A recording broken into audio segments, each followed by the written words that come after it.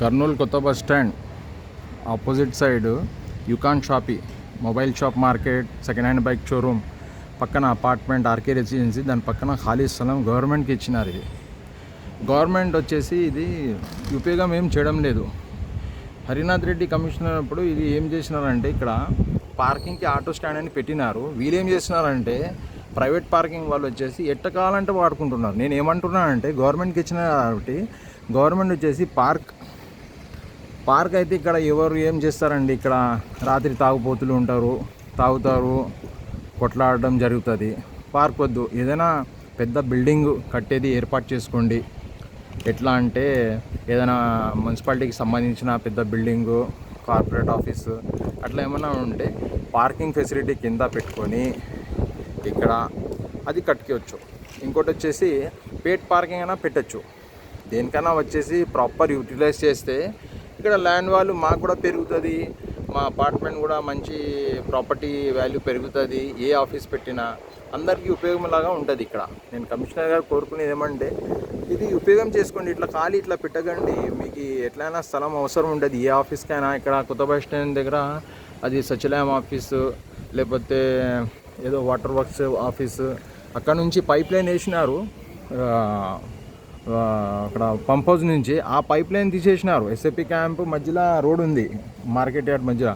ఆ రోడ్లో pipe line తీసేసి నీళ్ళు తాగే పైప్ లైన్ తీసేసి కాలువలు వేసినారు. కాలువలు వేసి దానిలో కచరా ఎట్టైనా పడుతూనే ఉన్నాయి. వాళ్ళు ఎప్పుడు శానిటేషన్ ఎప్పుడు వాళ్ళకి సమయం దొరికితే ఎప్పుడు సాఫ్ చేస్తూనే ఉన్నారు. అక్కడ రోడ్ అయితే పడలేదు. ఆ రోడ్ కోసము మేము ఎన్నిసార్లు మేము ఈమెయిల్ రాసినాము, ట్విట్టర్లో వేసినాము, ఎవరేం పట్టించుకోవడం లేదు. ట్విట్టర్లో హ్యాండిల్లో అయితే కర్నూలులోది ట్విట్టర్ అకౌంట్లో మేము ఏం రాసినా ఏం చెప్పినా ఏం పట్టించుకోరు దాంట్లో.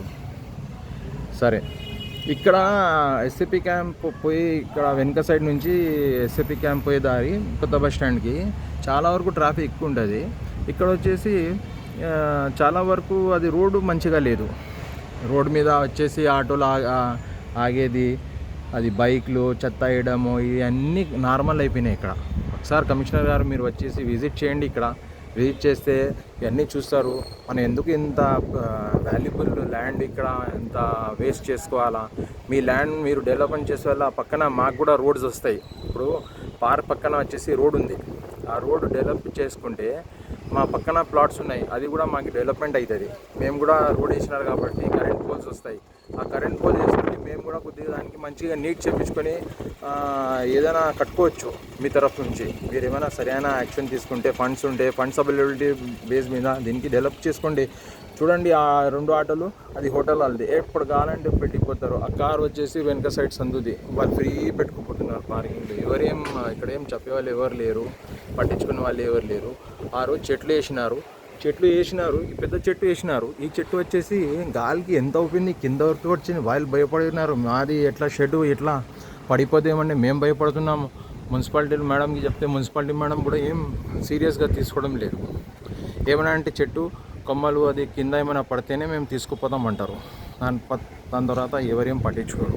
రండి ఒకసారి ఇన్స్పెక్షన్ చేయండి. ఇది కూడా వన్ ఆఫ్ ది ఏరియా, ఇది ఇన్స్పెక్షన్కి చేయండి. దీనికి సరైన మెజర్స్ తీసుకోండి. మీది స్థలం, ఇది మీకు ఇచ్చినారు కాబట్టి. ఇది వచ్చేసి హుసేన్ ఖాన్ ఎస్టేట్స్ పేరు మీద ఉండేది. యుకాన్ షాపీ ఇస్మాయిల్ బేగ్ వాళ్ళు డెవలప్ చేసినారు. దాని తర్వాత పక్కన 4 ప్లాట్లు ఇచ్చినారు. ఇది పార్క్ ఏరియాగా ఇచ్చినారు. డెవలప్మెంట్ చేసుకుంటే మా ఏరియా కూడా డెవలప్ అవుతుంది. ఇది విషయం అండి.